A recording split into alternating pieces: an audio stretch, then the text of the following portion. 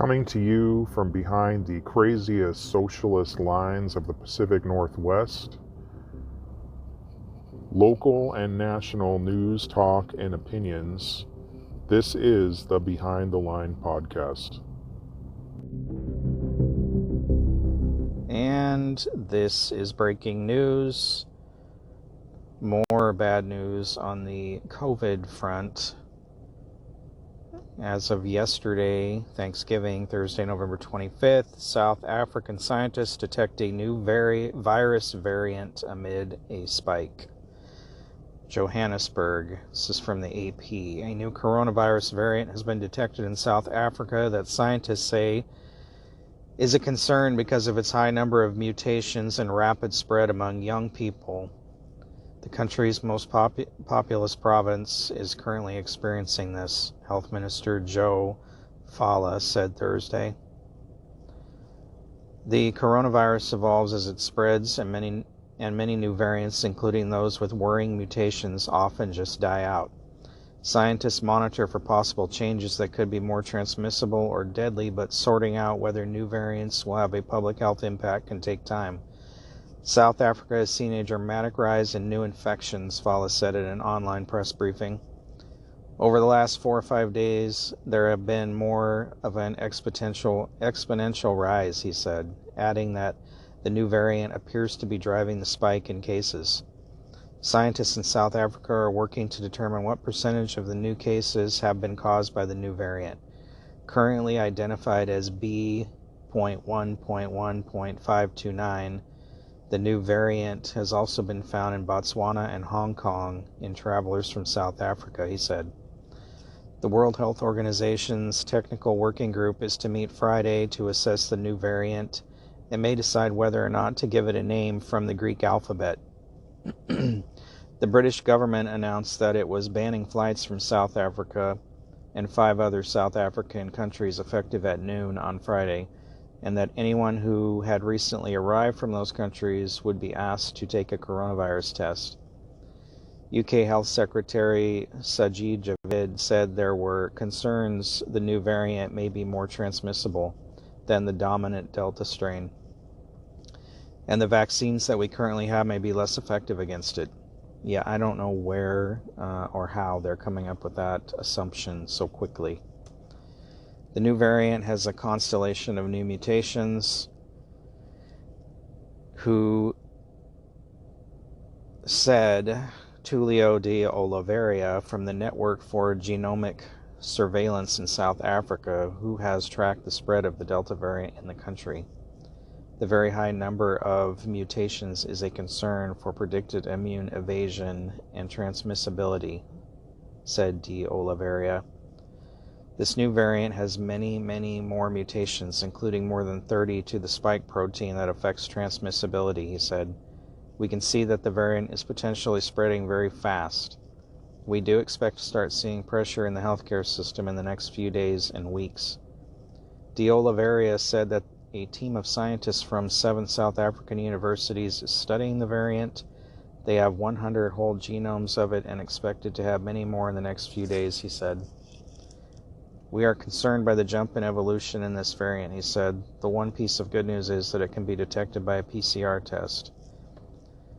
After a period of relatively low transmission in which South Africa recorded just over 200 new confirmed cases per day in the past week, the daily new cases rapidly increased to more than 1,200 on Wednesday.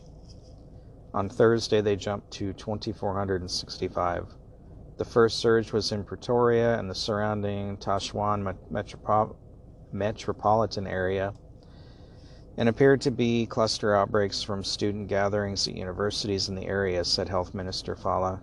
Amid the rise in cases, scientists studied the genomic sequencing and discovered the new variant. This is clearly a variant that we must be very serious about, said Ravindra Gupta, professor of clinical microbiology at the University of Cambridge. It has a high number of spike mutations that could affect transmissibility and immune response. Gupta said scientists in South Africa need time to determine if the surge in new cases is attributable to the new variant. This is a high probability that This is the case, he said. South African scientists have done an incredible job of identifying this quickly and bringing it to the world's attention. South African officials have warned that a new resurgence was expected from mid-December to early January and had hoped to prepare for that by getting many more people vaccinated. About 41% of South Africa's adults have been vaccinated. The number of shots being given per day is relatively low at less than 130,000, significantly below the government's target of 300,000 per day. South Africa currently has about 16.5 million doses of vaccines by Pfizer and Johnson & Johnson in the country and is expecting delivery of about 2.5 million more in the next week, according to Nicholas Crisp, Acting Director General of the National Health Department. We are getting in vaccines faster than we are using them at the moment, said Crisp. So for some time now, we have been deferring deliveries, not decreasing orders, but just deferring our deliveries so that we don't accumulate and stockpile vaccines. South Africa, with a population of 60 million, has recorded more than 2.9 million COVID-19 cases, including more than 89,000 deaths. To date, the Delta variant remains by far the most infectious and has crowded out other once-worrying variants, including Alpha, Beta, and Mu. According to sequences submitted by countries worldwide to the world's biggest public database, more than 99% are Delta. So here it comes, the next big. You're going to see a lot of activity, I think, from world governments over the next week or so, where they're going to start acting like this is something to panic about, and that we're going to have to start looking at more restrictions, maybe more lockdowns, who knows. If this thing is worse than Delta, which this article is making it out to be because of all the mutations and everything, then I guarantee you we're going to be looking at more restrictions and probably more lockdowns, especially in these places that were already prone to this stuff. The big blue cities, the West Coast, parts of the East Coast. This is never going to end. This is never going away. The vaccines are not going to defeat the coronavirus. This thing is like the flu, and it's going to be here forever. So either we accept this and live with it and move on, or we're going to be in a never-ending state of restrictions and lockdowns and panic. We just can't do that. What is the mortality rate with this new strain? If the mortality rate is the same as every other strain of COVID, which is around 1% or less, then we just need to accept this and move on with life, because the world economy, our country's economies, cannot take much more of this. You throw another lockdown in and start shutting businesses down, that's it. Like the ones that made it through the last one, barely made it, and now you're going to slap it again. We just have to accept this as part of life now.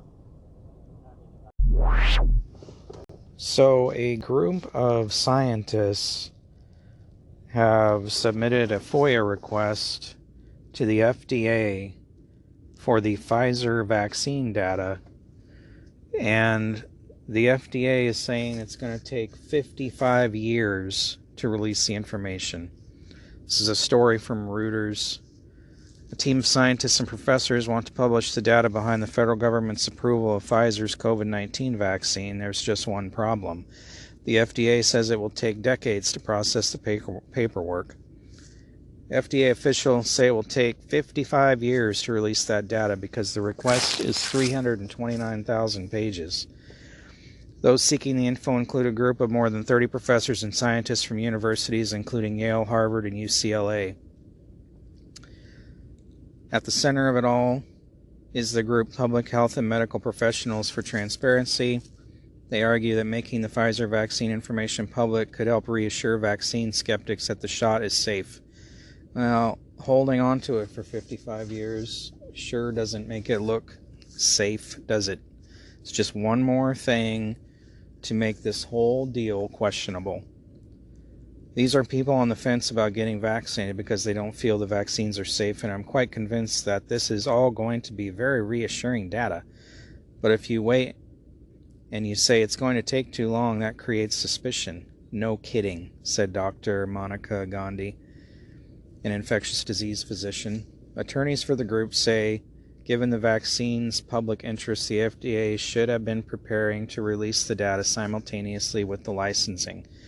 To meet the plaintiff's proposed 108-day deadline, the agency would have to release 80,000 pages a month, which is not likely. A federal judge in Texas will consider the timeline for processing the documents during a hearing next month. So, according to the law, a federal government FOIA request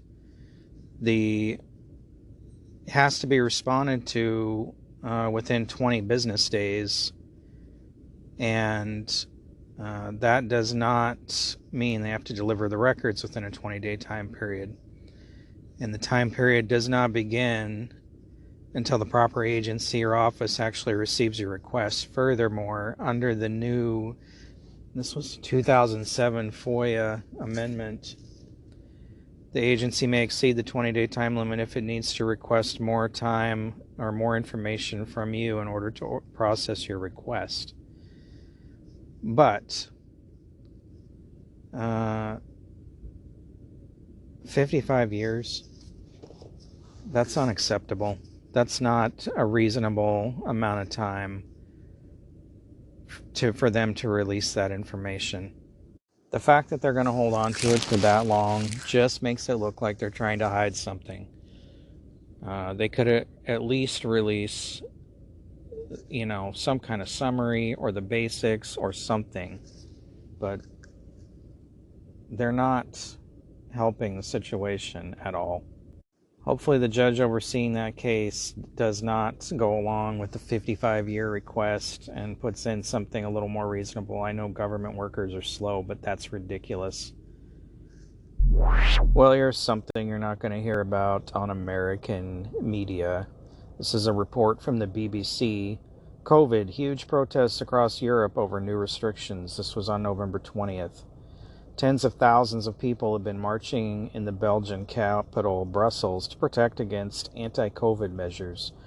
Some protesters threw fireworks at police officers who intervened with tear gas and a water cannon.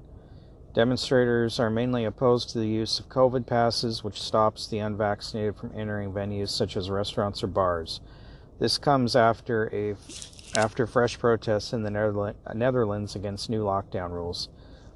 And the thing about their COVID pass also is that they accept natural immunity as you can put that on your COVID pass and use it to get into places. We can't even do that here in the U.S. They don't accept natural immunity. It's either vaccine or nothing on the COVID pass. You can have in some places you can have a negative test, but that's only good for 72 hours, so it's really worthless. On Saturday, people hurled fireworks at police and set fire to bicycles in The Hague. One night after protests in Rotterdam turned violent and police fired gunshots, thousands of demonstrators also took to the streets in Austria, Croatia, and Italy as anger mounted over new curbs. In Belgium, rules on face masks have been tightened, including in places such as restaurants where COVID passes are already required, and most Belgians will also have to work from home 4 days a week until mid-December. There are also plans to make vaccinations for healthcare workers compulsory. Earlier, the World Health Organization said it was very worried about rising coronavirus cases on the continent. Its regional director, Dr. Hans Klug, told the BBC that unless measures were tightened across Europe, 500,000 more deaths could be recorded by next spring. COVID-19 has become once again the number one cause of mortality in our region, he said, adding, we know what needs to be done in order to fight the virus, such as getting vaccinated, wearing masks, and using COVID passes. Many governments across the continent are bringing in new restrictions to try to tackle rising infections. A number of countries have recently reported record-high daily case numbers. Demonstrations and unrest. In the Netherlands, a second night of riots broke out on Saturday in several towns and cities. Hooded rioters set fire to bicycles in The Hague as riot police used horses, dogs, and batons to chase the crowds away. Officials announced an emergency order in the city and at least 7 people were arrested. Police said a rock was thrown through the window of an ambulance carrying a patient. Officers in the city tweeted that 5 police officers were injured, with 1 taken away by ambulance with a knee injury. Elsewhere in the country, 2 top-flight football matches were briefly halted after supporters broke into the grounds and ran onto the pitch. Fans are currently banned from stadiums because of new coronavirus rules. The unrest followed a night of riots in Rotterdam, condemned by the city's mayor as an orgy of violence. Police fired warning shots and direct shots because the situation was life-threatening, a police spokesman told Reuters. At least 3 demonstrators are receiving hospital treatment for gunshot wounds, officers said. Authorities have launched an investigation. The Netherlands imposed a 3-week partial lockdown last weekend after recording a record spike in COVID cases. Bars and restaurants must close at 8 p.m. and crowds are banned at sports events. Tens of thousands of people protested in Austria's capital, Vienna, after the government announced a new national lockdown and plans to make jabs compulsory in February 2022. It is the first European country to make vaccination a legal requirement. Brandishing national flags and banners reading freedom, protesters shouted resistance and booed the police.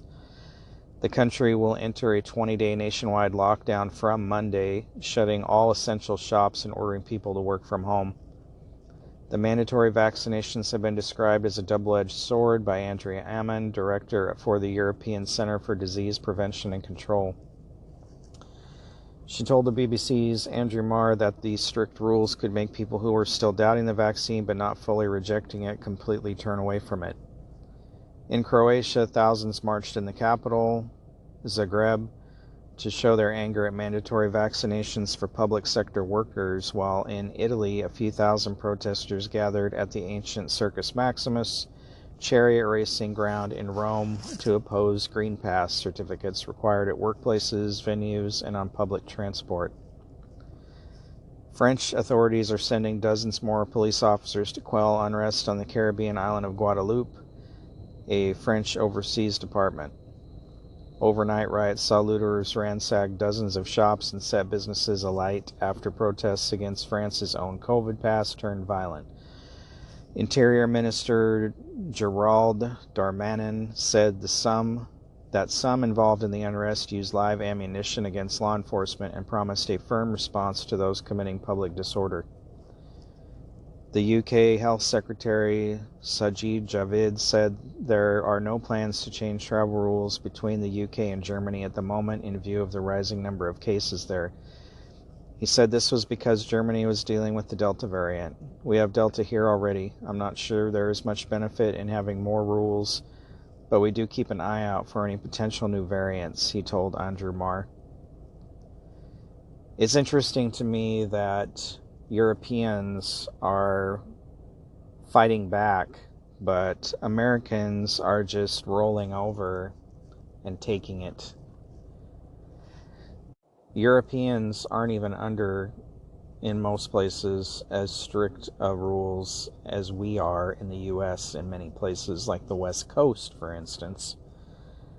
We have to have vaccination. We have to provide proof of vaccination status in Seattle, many places in California, and like I said, the natural immunity is completely ignored here. They don't care. And, it's the same in a lot of other big blue cities across the U.S.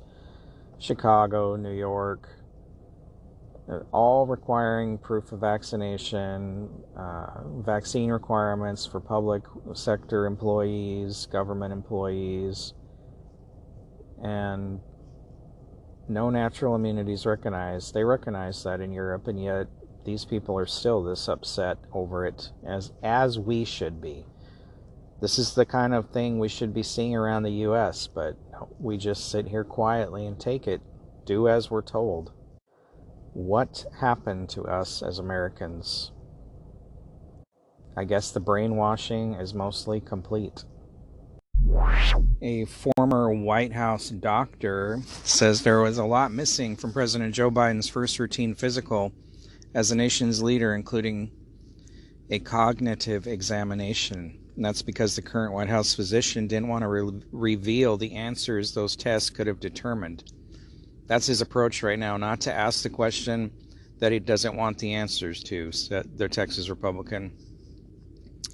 Who was the White House doctor from when former President Trump and Barack Obama were in office. They know that if they gave him a cognitive test, that he would have failed miserably. And then they would have had to explain that away somehow.